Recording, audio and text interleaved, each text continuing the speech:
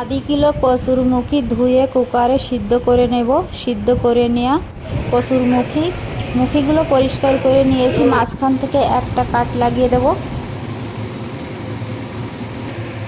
নমস্কার, আজকের রেসিপি হলো নারকেল দিয়া কসুরমুখী, সঙ্গে কাঁচা লঙ্কা চুই, একটু জিরা বাটা। তেল গরম হয়ে গেছে, সবজিতে একবার তড়কা লাগিয়ে দেব। তেলের উপরে দিলাম জিরা,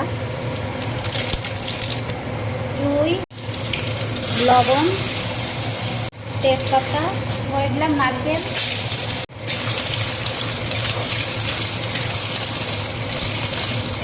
জিরা বাটা,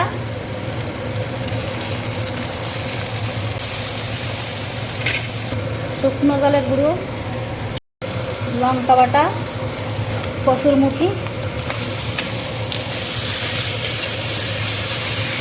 কম জল করে রেখেছিলাম দিয়ে দিলাম, হলুদ দিলাম,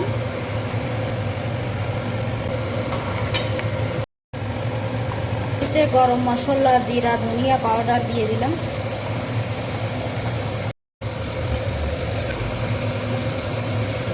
সবজি তৈরি হয়ে গেছে, নামিয়ে নেব।